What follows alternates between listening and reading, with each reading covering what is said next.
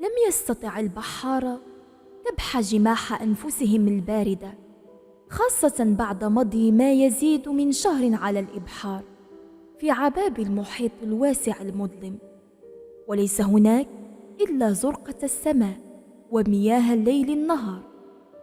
هناك من أصيب بالدهشة فغر فاه وكأن الحجاب أزيل عن عينيه، أما الآخرون فقد ارتموا داخل المياه الباردة ولم يهتموا لبرد فبراير ولا مصيرهم، غير مصدقين ما أمامهم. كانت السفينة تمر أمامهم وبمحاذاة سفينتنا وتسير بسرعة بطيئة مع أشرعتها وهيكلها القديم الطراز، لكن ما كان يظهر فوق سطحها كان مختلف تماما ومثيرا للاهتمام، خاصة للبحارة. إنه أغرب من الخيال. كل البحارة داخلها عبارة عن نساء حسنوات.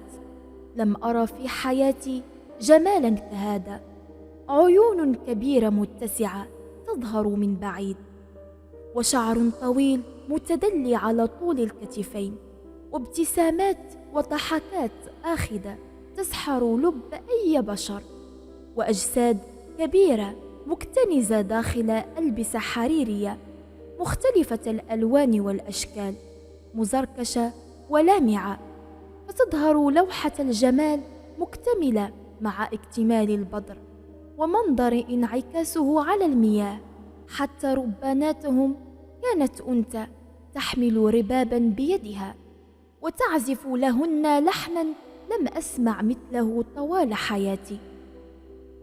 كل هذا جعل البحارة كلهم بحالة غريبة، وأنهم سحروا فعلا، فالمنظر نوم كل ذرة تركيز وحضر فيهم، وجعلهم لا يبالون بكلام ربانهم المحنك كاسر الذي صار يصرخ بكل جهده: عودوا يا أبنائي، عودوا، إن كل ذلك سراب.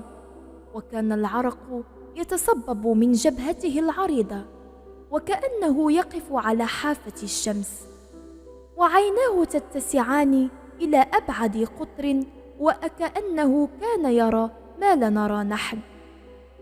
لم يكترث أحد لكلامه، بل وكأنهم لم يسمعوه أصلا. وهناك من وصل للسفينة الأخرى وبدأ يتسلقها، وهناك من لا زال يسبح، وآخرون يستعدون للارتماء. واستطرد قائلا: هذه السفينة مجرد شبح، مستحيل، انظر إلى الضباب فوقها، ألا تلاحظ أنه لا يوجد ضباب أصلا، والجو صحو والضباب يحيط بها وحدها من فوق. سرت بداخل جسدي قشعريرة غريبة من الهلع بعدما زعزعني كلام الربان، لأنه كان منطقيا جدا، وهو معروف على كل الأصعدة أنه من أبرع البحارة في البلد، وسافر مئات المرات إلى أبعد الأقطار وفي كل الاتجاهات من دون فشل.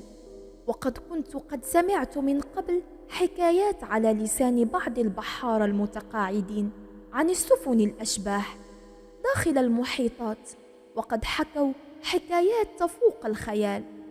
صعد الكثير من البحارة وهم مسحورون بجمال النساء البحارة إلى السطح، واستقبلتهم الحسنوات بالعناق والضحكات، والربان لا زال يتوقف عن الصراخ ولم يتخلى عن جعل بحارته يستفيقون من هذا السحر، حتى سمعته يتلو بأعلى صوته: واترك البحر رهوا، إنهم جند مغرقون. فجأة تحولت الحسنوات إلى سحال مخيفة ذوات أعين دموية وشعر مقرف وحراشف فوق جلدها المزغب، وصارت تلتوي حول أعناق ورؤوس البحارة وتخنقهم، وفي لحظة غيرت سرعتها إلى سرعة جنونية لم أرى مثلها في حياتي، واختفت وسط صيحات البحارة المذعورين وبين هالتها الضبابية، واختفت إلى لا نهاية.